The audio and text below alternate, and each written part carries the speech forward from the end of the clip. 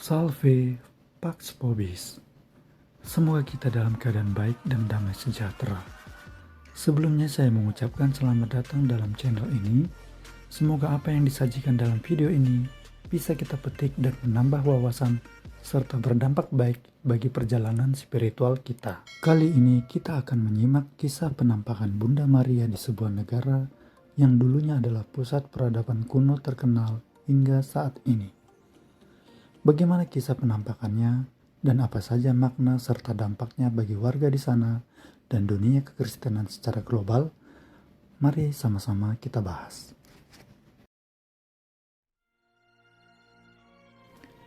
Penampakan Bunda Maria ini terjadi di sebuah wilayah di Meksiko dan menjadi salah satu kisah penampakannya yang paling terkenal karena dampaknya yang sangat drastis mengubah peradaban setempat yang haus darah ke peradaban cinta kasih Kristus. Ditambah pengakuan para ilmuwan yang meneliti jejak penampakan tersebut merasa kebingungan akan misteri yang menyelimuti keajaiban penampakan itu. Kisah penampakan ini dikenal dengan Our Lady of Guadalupe atau Perawan Maria dari Guadalupe.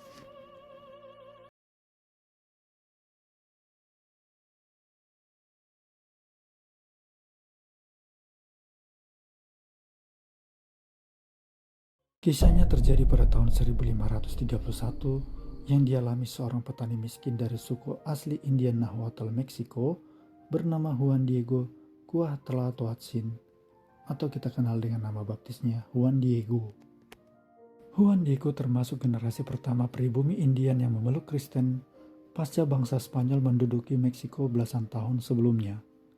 Sedikit flashback ke era masuknya bangsa Spanyol untuk pertama kalinya di wilayah itu yang dipimpin oleh penakluknya bernama Hernán Cortés pada tahun 1519.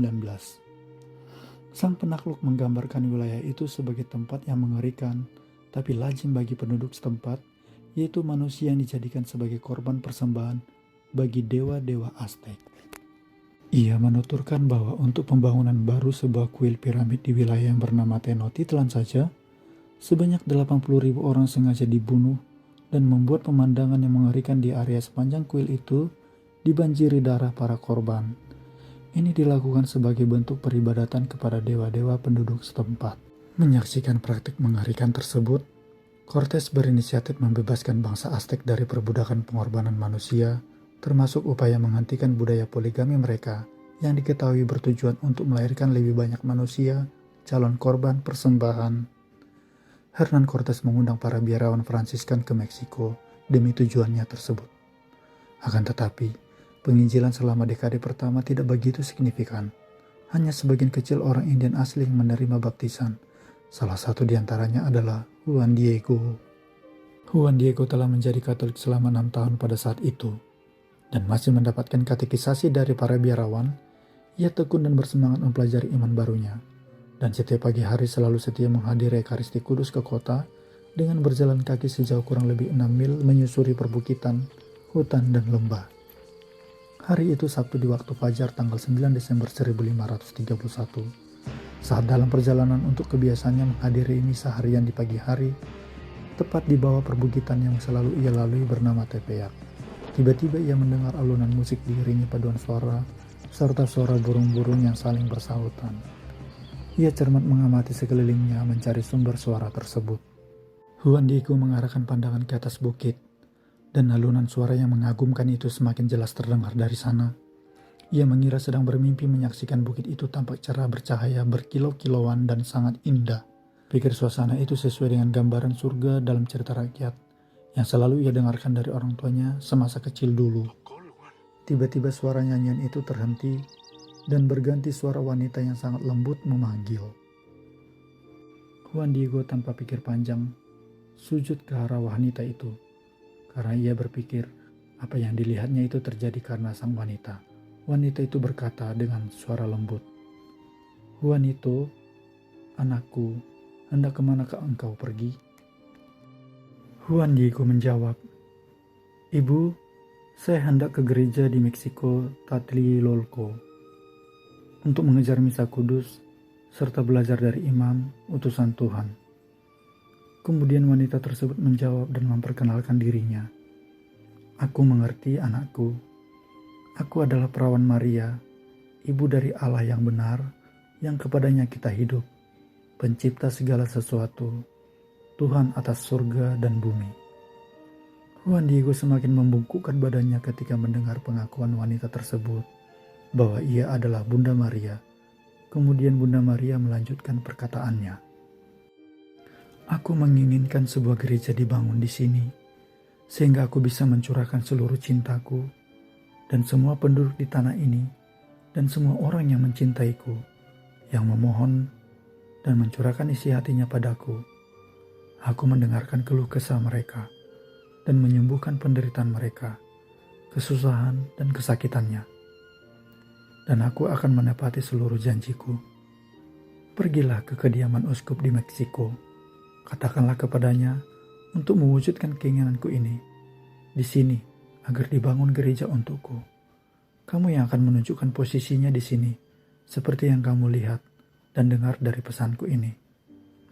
Yakinlah bahwa aku akan sangat bahagia dan akan memberkatimu, karena aku akan membuatmu bersuka cita, karena upaya dan kerja kerasmu serta lelahmu. Kamu akan memperoleh apa yang telah aku janjikan. Segeralah, kamu telah mendengar perintahku, anakku. Pergilah, berjalanlah segera. Setelah Juan Diego menyimak perkataan Bunda Maria, ia pun pamit pergi dan menuruti apa yang dikatakannya. Bunda, saya akan pergi dan membawa pesanmu. Sekarang saya akan meninggalkanmu. Saya hambamu yang rendah ini. Lalu Juan Diego menuruni bukit dan pergi untuk menjalankan permintaan itu, berjalan menuju Mexico City. Sepanjang perjalanannya, Juan Diego tampak bersuka cita dengan apa yang barusan ia alami. Setelah ia selesai menghadiri misa kudus, dengan langkah cepat ia menghampiri kediaman Bapak Uskup. Juan Diego memberitahu ke kepala rumah tangga kediaman uskup bahwa ia ingin berjumpa dengan Bapak Uskup Zumárraga, yang pada saat itu baru bertugas dan menjadi uskup di tanah Meksiko, yaitu seorang Fransiskan bernama Juan de Zumárraga. Saat melihat sang uskup, ia membungkuk serta berlutut dan langsung menyampaikan pesan dari wanita surgawi itu. Sang uskup tampak begitu memperhatikan secara seksama perkataan Juan Diego dan kagum akan penyampaiannya yang begitu lugas dan antusias. Setelah pembicaraan itu selesai beserta pesannya, Bapak Uskup berkata, "Kembalilah anakku, saya sudah mendengarkanmu dengan senang hati.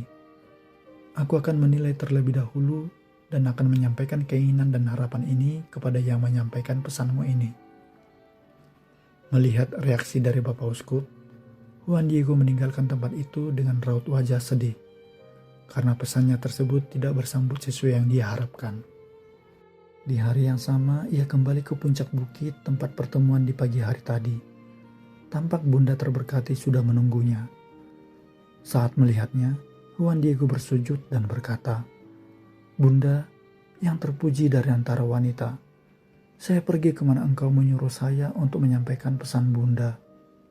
Dengan susah payah saya mencapai keuskupan, dan saya menemui beliau dan mengutarakan semua pesan Bunda. Beliau menerima saya dengan ramah dan menaruh perhatian pada pesan yang saya sampaikan. Tapi tanggapan beliau tampaknya tidak mempercayai saya." Bapak Uskup berkata, "Kembalilah anakku, aku sudah mendengarkanmu dengan senang hati. Aku akan menilainya terlebih dahulu." Saya paham betul tanggapan beliau seperti itu, berarti mengira pesan tersebut adalah akal-akalan saya, bahwa permintaan Bunda untuk membangun gereja di sini bukan permintaan Bunda. Dengan rendah hati saya mohon Bunda mencari orang yang tepat untuk menyampaikan permintaan Bunda, orang yang dikenal baik dan terhormat, sehingga Bapak Uskup dan mereka semua akan percaya. Karena saya bukanlah siapa-siapa, orang rendah dengan pakaian lusuh. Bunda menyuruh saya ke tempat di mana saya belum pernah kunjungi. Maafkan saya atas ketidakpantasan hati saya ini ya Bunda." Bunda terberkati menjawab, "Dengarkan anakku, kamu tahu bahwa aku memiliki banyak pelayan. Siapapun dapat aku percaya menyampaikan pesanku dan melaksanakan permintaanku. Tapi sungguh, kamu orang yang tepat. Kamu yang selalu meminta dan memohon pertolongan melalui meditasimu yang mendalam. Yakinlah permintaanku akan dipenuhi. Aku sungguh-sungguh memohon kepadamu, anakku. Dengan permintaan yang sangat ini, kembalilah besok menemui uskup. Pergilah atas namaku, yakinkanlah harapanku kepadanya, supaya mulailah dibangun di sini sebuah gereja untukku. Dan beritahukan kepadanya secara pribadi perawan Maria Bunda Allah yang menyuruhmu. Juan Diego menjawab, Bunda, janganlah saya membuat Bunda kesusahan. Dengan senang hati saya akan pergi untuk menjalankan perintah Bunda. Dalam kondisi apapun yang menghalangi, saya akan tetap pergi. Saya akan melakukan apa yang Bunda inginkan. Tapi kemungkinan saya tidak akan didengarkan, bahkan tidak disukai. Atau jika saya didengar, mungkin mereka tidak akan percaya. Besok sore, saat matahari terbenam, saya akan membawa jawaban Bapak Uskup kepada Bunda. Sekarang saya akan pergi. Beristirahatlah Bunda. Kemudian Juan Diego pulang ke rumah. Hari berikutnya, Minggu saat fajar, dia menuju Tlatelolco untuk misa kudus.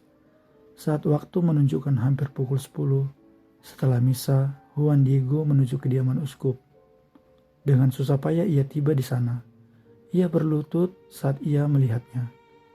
Dengan keharuan dan air mata, dia menyampaikan pesan Bunda Surgawi, berharap Allah menganugerahkan Bapak Uskup agar percaya pada pesannya, dan permintaan Bunda Maria untuk membangun sebuah gereja di tempat yang diinginkannya. Bapak Uskup mengangkatnya, menanyakan banyak hal, di mana ia melihat sang Bunda dan bagaimana rupanya. Dan Juan Diego menjabarkannya dengan lugas dan menggambarkannya sebagai sosok yang sempurna. Meskipun uraiannya begitu agung mengenai sosok Bunda Maria, dari apa yang dilihatnya, seperti yang direfleksikan sendiri Bapak Uskup terhadap Bunda Kristus tersebut. Namun dia tidak menaruh percaya dan mengatakan bahwa lebih dari permintaan itu yang akan dilakukan Bapak Uskup kepada Bunda Maria. Tapi ia meminta sebuah tanda yang sangat ia perlukan, sehingga ia percaya bahwa ia disuruh oleh Sang Ratu Surgawi.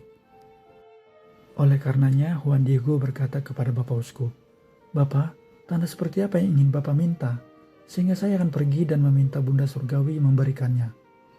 Bapak Uskup melihat Juan Diego seperti sangat mampu menyanggupi segala sesuatu dan tampak antusias, bahkan tanpa ragu sedikit pun. Namun sang uskup malah meninggalkannya. Dengan segera Juan Diego seperti menantang Bapak Uskup untuk menyuruh beberapa orang yang dipercayainya agar bersamanya pergi menemui wanita yang berbicara kepadanya itu. Bapak Uskup pun memenuhinya supaya Juan Diego tampak terkesan bahwa Bapak Uskup tidak mengabaikannya. Juan Diego dan orang-orang itu pun berangkat. Namun saat hampir mendekati jembatan yang melintasi jurang di Tepeyac, secara misterius mereka kehilangan jejak Juan Diego. Mereka mencarinya kemana-mana, tapi tidak terlihat. Sehingga mereka pun pulang. Bukan hanya karena mereka kesal, tetapi juga karena kesusahan selama perjalanan itu, sehingga membuat mereka marah besar. Dan hal itu disampaikan kepada Bapak Uskup, dan mempengaruhinya untuk tidak mempercayai Juan Diego lagi. Mereka mengatakan bahwa Juan Diego menipu dan mengada-ada, atau bisa jadi dia mengigau. Bahkan orang yang menemani tadi sepakat jika Juan Diego kembali, mereka akan membuat perhitungan dengannya sehingga dia tidak bisa menipu mereka lagi. Sementara Juan Diego tiba di tempat di mana Bunda Maria berada dan menyampaikan jawaban yang dibawanya dari Bapak Uskup. Sang Bunda Kristus mendengarkannya dan berkata, Baiklah anakku, kembalilah ke sini besok, sehingga kamu bisa membawa tanda yang diminta uskup. Dengan itu, kamu akan dipercaya. Dia tidak akan ragu lagi, dia akan berprasangka baik kepadamu. Ketahuilah anakku, aku akan memperhatikanmu atas segala kerja keras dan upayamu atas permintaanku. Pergilah sekarang dan kembalilah besok. Esok harinya, Senin di mana Juan Diego akan mengambil tanda yang mungkin dipercaya itu, namun gagal. Karena saat itu paman yang bernama Juan Bernardino yang sudah sakit-sakitan sedang dalam sakratul maut. Seharian ia berusaha merawat pamannya tersebut dan memanggil dokter untuk mengobatinya. Tetapi tampaknya sudah terlambat. Dia sungguh-sungguh sekarat. Di tengah gelapnya malam, Juan Bernardino memintanya untuk pergi ke kota memanggil seorang imam untuk pengakuan dosanya yang terakhir. Karena Juan Bernardino merasa waktunya ia akan meninggal, ia merasa tidak sehat dan sudah tidak bisa bangkit. Di hari Selasa pagi-pagi benar, Juan Diego pergi ke Tlatelolco untuk memanggil imam, dan ketika ia mendekati persimpangan puncak Bukit Tepeyac yang biasa ia lalui, muncul dalam benaknya. Jika aku melewati jalan itu, Bunda Maria akan dapat melihatku, dan mungkin aku akan ditahan untuk membawa tanda kepada Bapak Uskup seperti yang diatur sebelumnya. Tetapi aku harus buru-buru memanggil imam karena pamanku yang malang menunggunya. Sehingga Juan Diego berjalan memutar, agar tidak terlihat Bunda Maria. Ia mengarahkan pandangan ke arah tempat pertemuan sebelumnya, namun justru melihat Bunda Maria menuruni bukit itu. Bunda Maria mendekatinya di sisi lereng bukit dan berkata, "Ada apa anakku? Kemanakah kamu hendak pergi?" Juan Diego tampak sedih, malu, dan takut. Dia berlutut di hadapannya. Dia memberi salam dan berkata, "Bundaku, bunda yang terberkati, bagaimana kabarmu pagi ini? Apakah semua baik-baik saja? Saya telah membuat bunda bersedih. Bunda, salah seorang hambamu sedang sakit, yaitu pamanku. Dia akan mati. Saya buru-buru ke Meksiko untuk memanggil salah seorang imam atas nama Tuhan untuk mendengarkan pengakuan dosanya yang terakhir serta memberikannya absolusi. Sejak kami lahir, kami sangat menjaga kematian kami. Saya harus pergi. Saya akan kembali lagi ke sini segera, sehingga dapat menyampaikan pesan bunda kepada Bapak Uskup. Bunda, maafkanlah saya. Sabarlah sedikit. Saya tidak akan meninggalkan bunda. Besok saya akan datang dengan tergesa-gesa." Setelah mendengar keluh kesah Juan Diego, Bunda Kudus menjawabnya, "Dengarkan dan pahamilah dengan baik anakku. Tidak akan ada yang menakutimu atau membuatmu sedih. Jangan biarkan hatimu resah. Jangan khawatir akan pamanmu yang sakit atau siapapun yang menderita. Bukankah aku di sini ibumu? Apakah engkau tidak dalam perlindunganku, memperhatikan kesehatanmu? Apakah kamu tidak bahagia dalam kedekapanku? Apalagi yang kamu inginkan? Jangan bersedih dan terganggu hal apapun. Jangan menderita karena penyakit pamanmu. Dia tidak akan meninggal sekarang. Percayalah, dia sudah sembuh." Dan kemudian pamannya sembuh seperti yang diketahui setelahnya. Ketika Juan Diego mendengar kata-kata itu dari Bunda Maria, dia sangat terhibur dan bersuka cita. Dia meminta maaf karena tidak pergi menemui Bapak Uskup untuk membawa tanda yang diatur di hari sebelumnya. Kemudian Bunda Maria meminta Juan Diego mendaki bukit itu ke arah di mana ia bertemu sebelumnya. Bunda Maria berkata, "Naiklah anakku ke puncak bukit. Di sana engkau akan menemukan apa yang akan aku beri. Kamu akan menemukan berbagai macam bunga. Ambil dan kumpulkanlah mereka, dan bawalah mereka sebelum aku tiba." Dengan segera Juan Diego mendaki bukit dan tiba di tempat mereka bertemu sebelumnya. Dia takjub karena begitu banyaknya jenis bunga yang indah sedang mekar, padahal belum musimnya mereka untuk mekar. Biasanya di musim dingin tanaman malah membeku. Bunga-bunga itu sangat harum dan ditutupi oleh embun pagi layaknya mutiara yang sangat menawan. Dengan segera ia memetik mereka. Dia mengumpulkannya dan menaruhnya ke tilmanya. Tilma adalah jubah tradisional yang dipakai sehari-hari oleh orang-orang Indian. Puncak bukit itu sendiri bukanlah tempat berbagai jenis bunga itu untuk tumbuh, karena di sana banyak batu, onak, semak belukar, dan tanaman-tanaman sejenis kaktus. Kadang pada musim itu untuk bercocok tanam adalah hal yang menyedihkan, karena bulan itu adalah Desember, di mana tanaman-tanaman banyak yang mati membeku. Juan Diego segera membawa tilma berisikan bunga yang telah dipetiknya dan menunjukkan kepada Bunda Maria.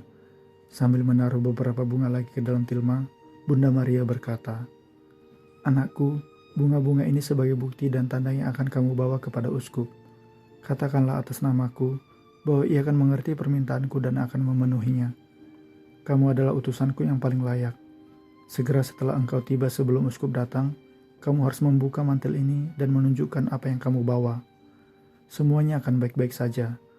Katakanlah bahwa aku yang memintamu menaiki puncak bukit ini untuk memetiknya, dan semua yang kamu kagumi ini, sehingga uskup akan memenuhi permintaanku agar sebuah gereja didirikan di sini."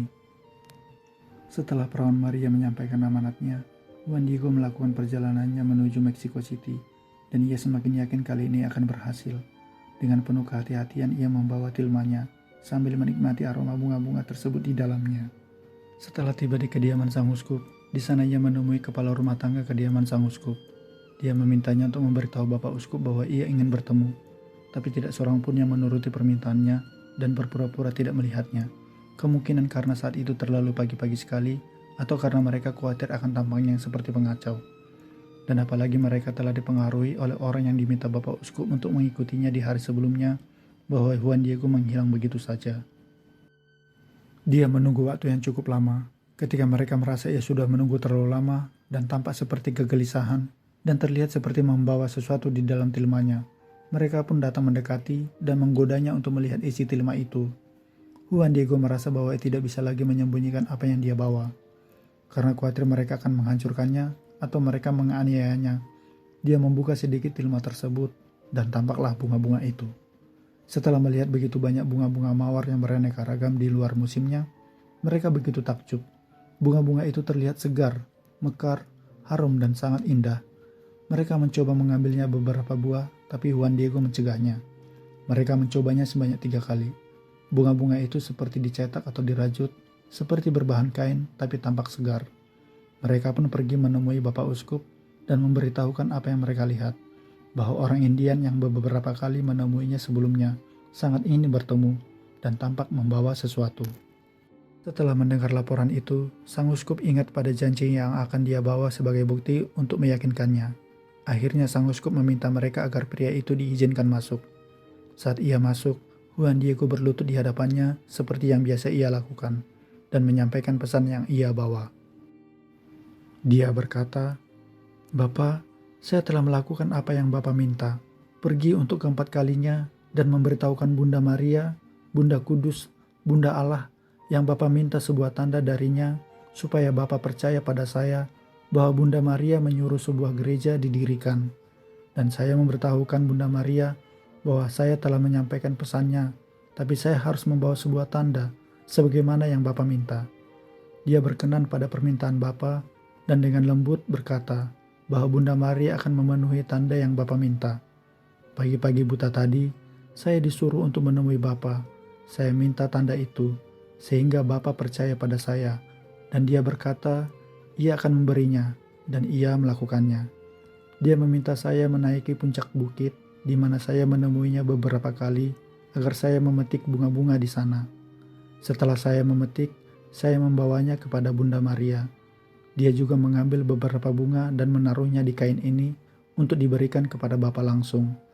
Meskipun saya tahu di puncak bukit itu tidak akan ada bunga yang bisa tumbuh, karena banyak batu cadas, semak belukar, dan kaktus. Saya masih dalam kebingungan. Bunda Maria mengatakan bahwa bunga-bunga ini yang akan saya bawa kepada Bapak, sehingga Bapak bisa melihat. Tanda inilah yang Bapak minta, untuk memenuhi keinginan Bunda Maria, dan juga meyakinkan Bapak atas pesan-pesan yang saya bawa. Terimalah. Juan Diego pun membuka kain putih itu. Keluarlah begitu banyak bunga jenis mawar beraneka warna berjatuhan ke lantai. Dan tiba-tiba muncul gambar. Gambar yang menakjubkan Bunda Suci Maria, Bunda Allah, yang posenya tampak hingga sekarang ini di gereja di Tepeyac, yang dinamakan Bunda Maria dari Guadalupe. Ketika Bapak Uskup melihat kemunculan gambar Bunda Maria yang sangat ajaib itu beserta keindahan bunga-bunga tersebut, dia dan semua orang yang hadir spontan berlutut. Gambar itu begitu mengagumkan. Mereka mendekat, gemetar dan tampak terharu. Mereka menunjukkan sikap penuh hormat. Bapak Uskup memohon ampun karena meragukan permintaan sang Bunda terberkati. Lama ia mengamati penuh keheranan akan jubah bergambar Bunda Maria tersebut. Dan kemudian dia bangkit membuka sendiri ikatan jubah bergambar kudus itu dari leher Juan Diego dan menempatkannya di kapelnya serta berdoa dan tampak menangis haru atas apa yang dialaminya hari itu. Juan Diego diminta untuk tidak meninggalkan kediaman uskup hari itu. Keesokan harinya sang uskup bertanya kepada Juan Diego, "Baiklah, di mana Bunda Maria meminta gereja itu dibangun?" Segera Juan Diego mengajak semua orang yang hadir bersamanya menuju lokasi gereja yang akan dibangun itu. Setelah Juan Diego menunjukkan lokasi pembangunan gerejanya, dia pamit. Dia pulang ke rumah untuk menemui pamannya Juan Bernardino yang sedang sakratul maut.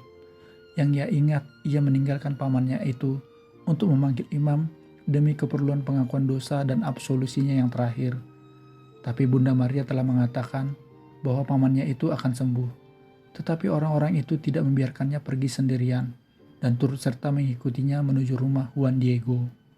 Setelah mereka tiba, mereka mendapati pamannya sangat bersuka cita dan tampak tidak ada rasa kesakitan, dan berlari menggapai Juan Diego dan menunjukkan rasa kagum terhadap keponakannya itu yang selama ini menemaninya, dan tampak bersujud kepada Juan Diego.